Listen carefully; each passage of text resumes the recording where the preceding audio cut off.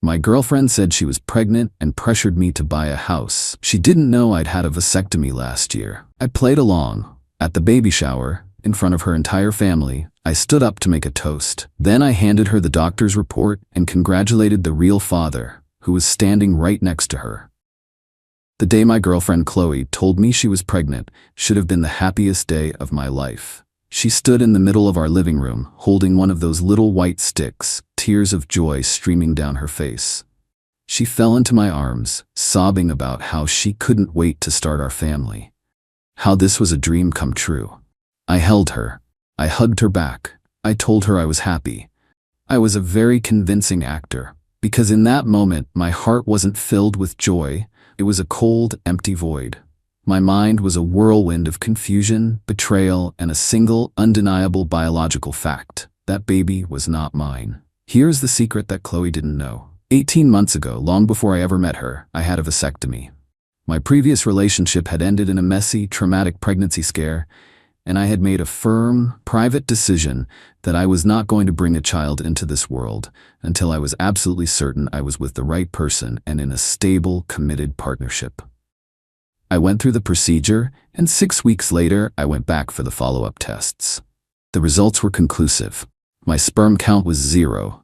I was, for all intents and purposes, sterile. I hadn't told Chloe about it. Our relationship, while serious, hadn't yet reached the stage of concrete, logistical family planning. We had talked about wanting kids someday, but it was always in a vague, abstract way. I was planning to tell her, of course. It was a conversation I knew we would have to have when someday started to become soon. But her surprise announcement had ambushed me. She had jumped the gun, and in doing so, she had revealed her entire hand. Her tears of joy dried up remarkably quickly, replaced by a steely, practical focus. "We can't raise a baby in this tiny apartment, Ryan," she said, her voice suddenly all business. "We need a house, a real house, with a yard. For the baby." And there it was. The motive.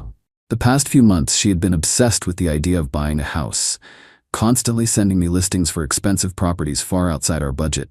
I had been the voice of reason, telling her we needed to save more, to wait until we were more financially secure.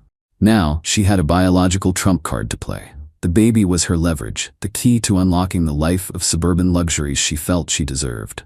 The rage I felt was a cold, quiet thing.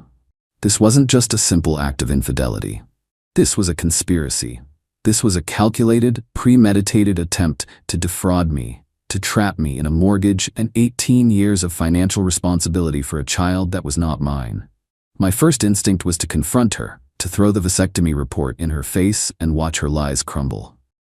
But where was the justice in that? It would be a messy, private argument. She would create a new lie, a new story to spin. She would claim I was the one who was lying, that I was trying to shirk my responsibilities. No, a betrayal this elaborate deserved a more theatrical conclusion. She wanted to play the part of the glowing, expectant mother. Fine. I would play the part of the doting, supportive father-to-be. I would let her build her stage, decorate her set, and invite her entire audience. And when the curtain finally rose on her big performance, I would be there to rewrite the ending. I started observing. I became a quiet detective in my own life.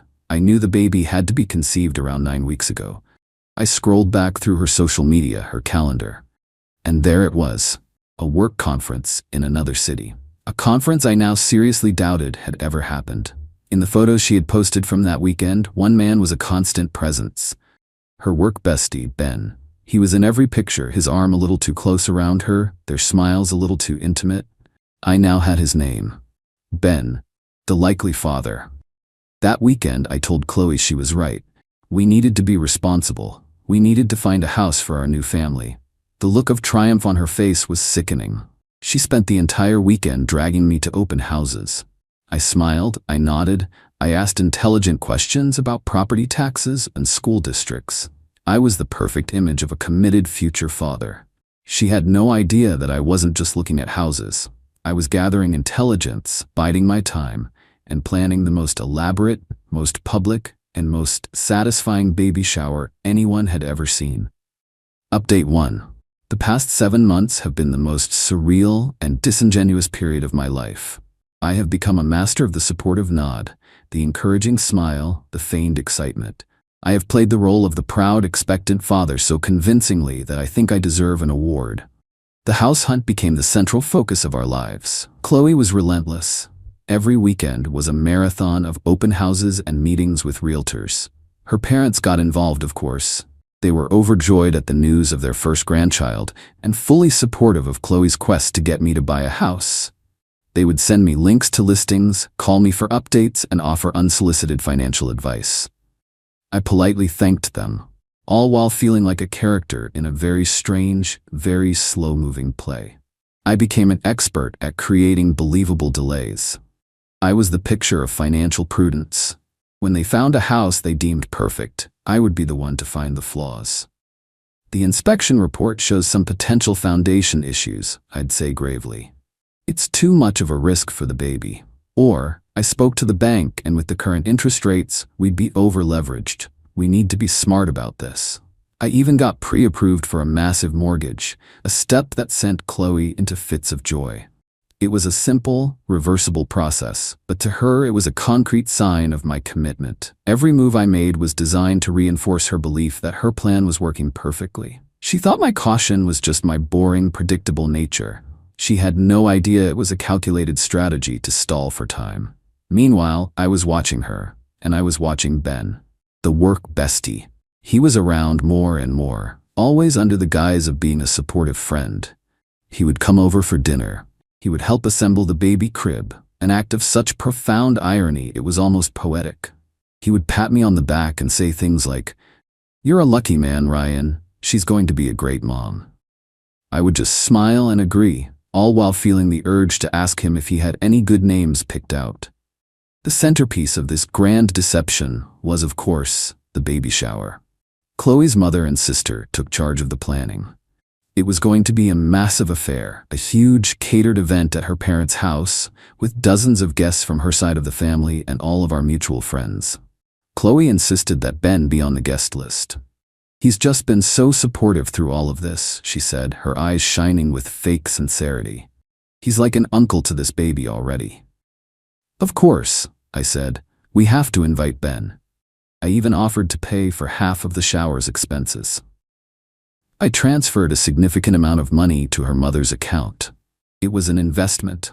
I was funding the construction of my own gallows, and I wanted them to be perfect.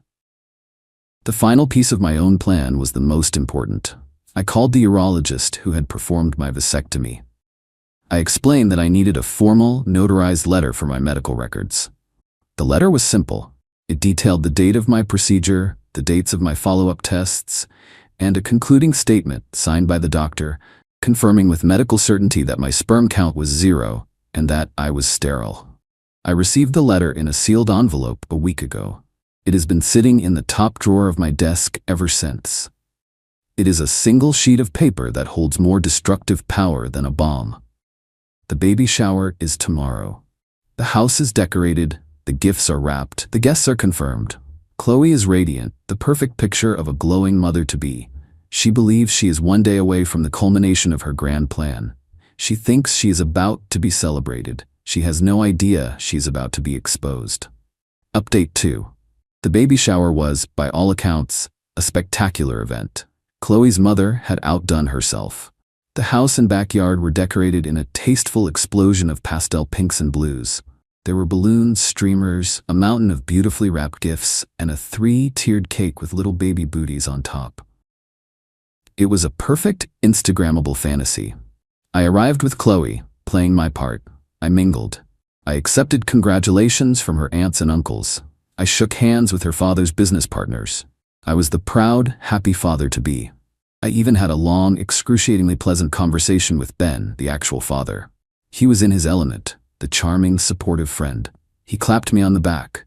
He told me I was a lucky man. I agreed. The irony was so thick, I felt like I was wading through it. After an hour of small talk and opening gifts, so many tiny clothes, so many useless gadgets, the moment arrived. Chloe's mother, beaming, tapped a glass with a spoon to get everyone's attention. "I just want to thank you all for coming to celebrate this beautiful day," she said. "We are all so excited to welcome a new member to our family. And now, I'd like to ask the proud father-to-be, Ryan, to say a few words." A hush fell over the crowd. All eyes turned to me. This was it. Showtime. I stood up, a champagne glass in my hand, a warm, practiced smile on my face. Chloe looked at me, her eyes shining with adoration. She thought she was about to be showered with praise. "Thank you, everyone," I began, my voice clear and steady. "I'm not much of a public speaker, but this is a special occasion. Today is about celebrating a new life. It's about celebrating motherhood, and it's about celebrating family." I paused and looked around at all the smiling, expectant faces. "Family," I continued, "is built on a foundation of trust, of honesty, of unconditional love. And as I stand here on the verge of starting my own family, I've been thinking a lot about those principles. I am so incredibly excited for Chloe to become a mother. I know she has all the love and support she could ever need, right here in this room." I raised my glass. "So I would like to make a toast. But first I have two very special gifts to share.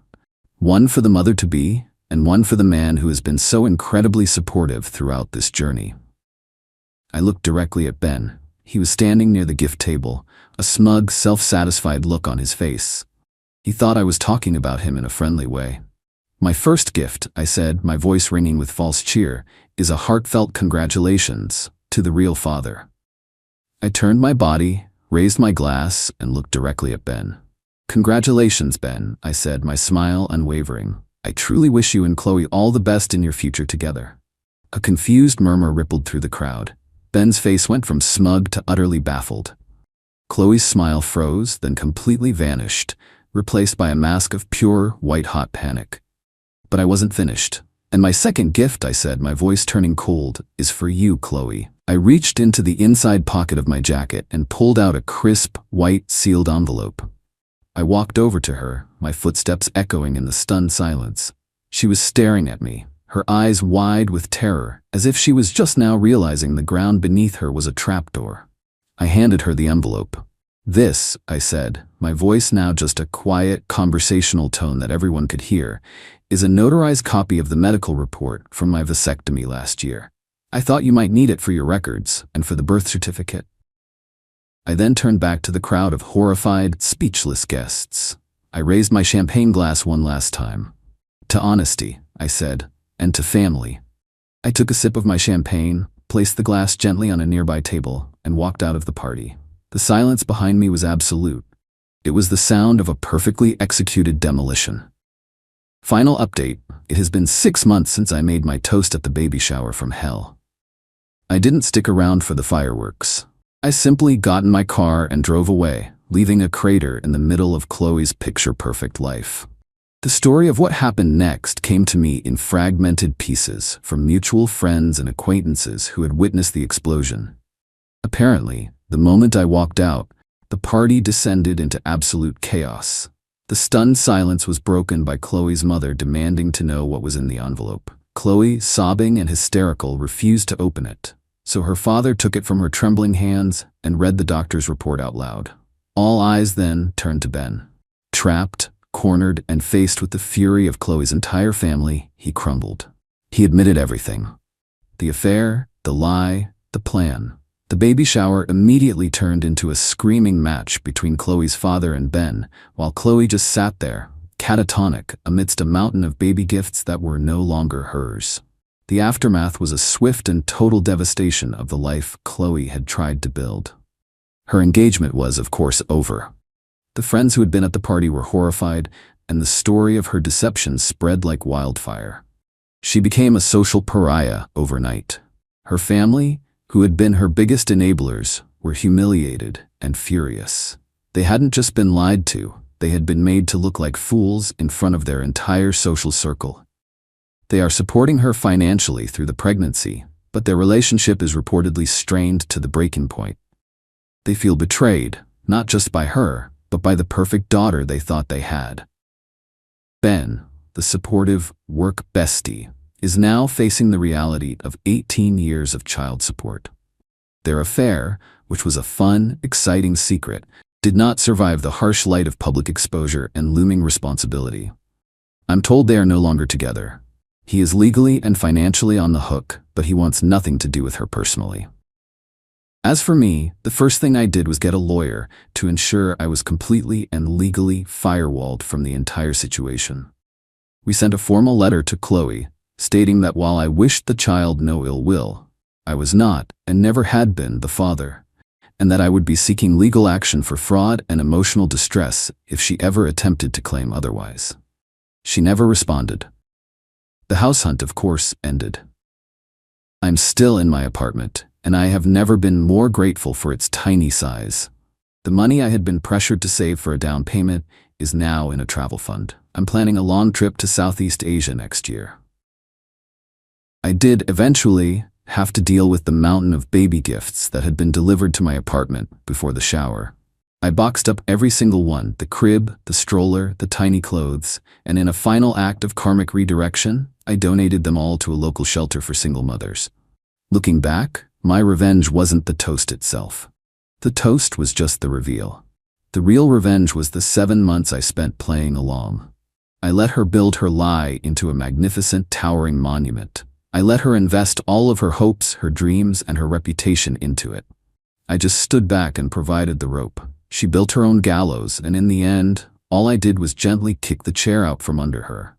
She tried to trap me, to lock me into a life I didn't choose with a child that wasn't mine. But she underestimated me. She thought I was simple. She thought I was clueless. She never realized that sometimes the quietest man in the room is the one who is paying the most attention.